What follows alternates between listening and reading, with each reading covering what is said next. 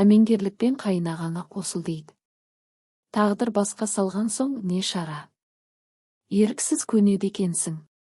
Алайда қазір сол тағдырдың тарамыш жолдарының қайсысын таңдауды білмей, шақшадай басым шарадай болып жүрмін.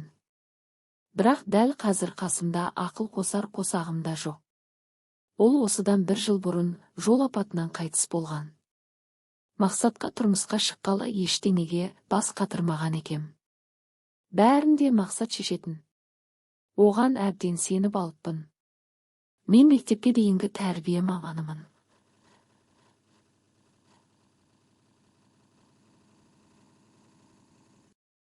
Яғни, балабақшада тәрбиеші болып істеуім керек.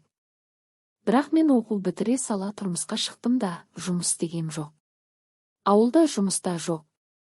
Мақсат жұмыс істеді де, мен бала бағумен отырдым. Мақсат үйдің кенжесі болған соң біз ата-енеммен бірге тұрдық. Екеуі де зейнеткер. Малдары да бар. Тұрмысымызда жаман емес еді. Алайда сұм ажал мені әбігерге салды. Аяқ асты жол апатынан жолдасым қайтыс болып, мен 2 баламен қалдым. Кіші балам енді 2-ден асты. Жолдасым қайтыс болып, жесір атануы мәселенің басы ғана екен. Мақсаттың 40-ын өткізген соң, бір күні енем сөзге тартты. Балам, әлі жассың, тұрмысқа шығам деген ойың жоқ па? Егер ондай ойың болса, жасырмай айт деді. Мен әзірше ондай ойым жоқ екенін айттым. Арада 2 айдай уақыт өткенде енем тағы да тұрмысқа шығу туралы сөз қозғады. Мақсатымның отын сөндірмей, осы отауда қалғаныңды қалаймыз. Басқаға тұрмысқа шықсаң балалар да жат болып кетеді. Әмеңгерлік салтымен қайнағаңа қосылсаң қайтет дегенде ішіп отырған шәйіме шашалып қалдым. Мақсаттың 3 әпкесі және өзінен 7 жас үлкен ағасы бар. Әпкесінің біреуі Талдықорғанда, 2-і Алматыда тұрады. Ал ағасы сол ауылда. Бірақ абысыным шайпау. Келін болып түскен соң, сыйыспай 1 айдан соң бөлек шыққан екен. Мен келін болып түскен соң да дұрыс араласқан емес. Қонақ келіп көмекке шақырсаң сірә келмейді. Келе қалса, дайынға келеді де, асын ішіп бола сала үйіне кетіп қалады. Кейде қайнағамды да ерте кететін. Балам емізулі кезде де көмектесіп көрген емес. Мақсат қайтыс болған соң қайнағам ата-анасына біз қолдарыңызға көшіп келейік деген. Бірақ енем оған үзілді кесілді қарсы болды. Сол сөз ауылға тарағанда қайнағамның үйінде қырғын жанжал болыпты. Сөйтсек қайнағам ол ойын абысыныма айтпай, өзі шешіп жүр екен. Абысынымның қиян-кескі жанжал шығаруының тағы бір себебі бар еді. Енемнің маған әмеңгерлікпен қайнағаңа қосыл деген сөзі ауылға да тарап, абысыныма да жетіпті. Соғыстың басты себебі де сол сияқты. Әйтсе де, әмеңгерлік туралы әңгіме болған соң қайнағам біздің үйге жиі келетін болды. Үнемі балаларға бірдеңе ала келеді. Алғашында бауырының балалары болған соң солай істеп жүрген болар деп ойлағам. Алайда мәселе мен ойлағаннан күрделі екен. Сөйтсем қайнағамның маған көңілі ауып жүр екен. Шамасы балалар арқылы маған жақындаспақ. Бір күні үйде жалғыз отырғам. Қайнағам келді. Түскі астың уақыты болған соң дастархан жайып бірге ас іштік. Дастархан басында қайнағам әмеңгерлік жайлы сөз қозғады. Ондай әңгімені күтпегем. Қапелімде не айтарымды білмей үнсіз қалдым.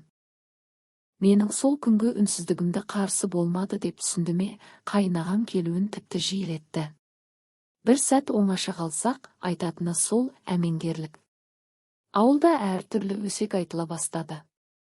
Сондықтан бұл әңгімеге нүкте қою керек деп ойладым да, сәтін тауып, қайнағаммен ашық сөйлесуге бел будым.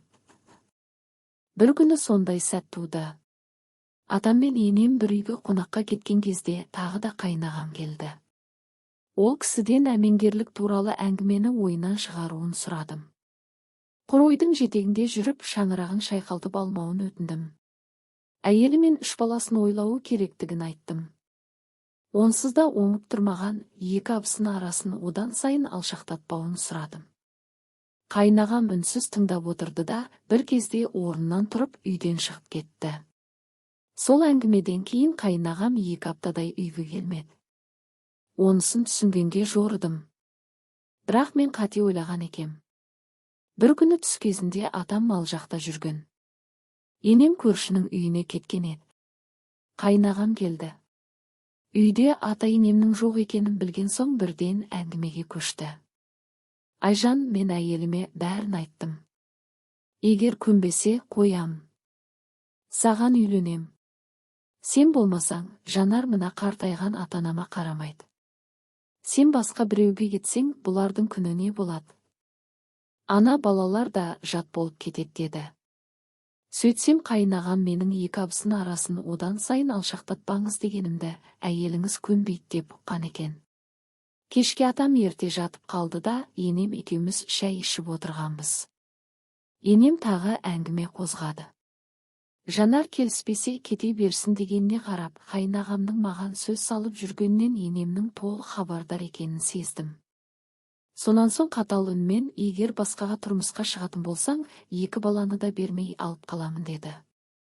Баламды алып қойғалы жатқандай, жүрегім суылдап кетті. Қорыққаннан апамен ешқайда кетпеймін дедім. Менің бұл сөзімді келісім деп ұқты-ау, міне мұның ақыл деді. Дәл сол кезде ол сөздерге ешқандай мән бермеппін.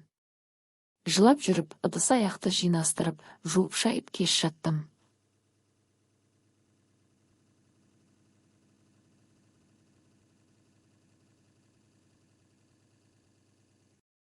Арада 2 күн өтті. Күн сенбі болатын. Атам мен енем бір кісінің асына кеткен. Балаларға түскі тамағын беріп ұйықтатып, жалғыз өзім шай ішіп отырғам. Қайнағам келді. Үйде ешкім жоқ екеніне көз жеткізген соң, қолымды жуып келейін деп сыртқа шығып кеткен. Сөйтсем, сыртқы есікті іштен іліп келіпті. Қайнағам сырттан кірген соң орнымнан тұрып жоғары өткізбек болғам.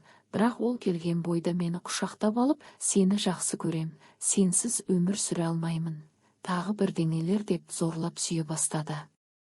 Менің қарсылығыма қарамастан жерге жығып, астына басып, аймалай бастады.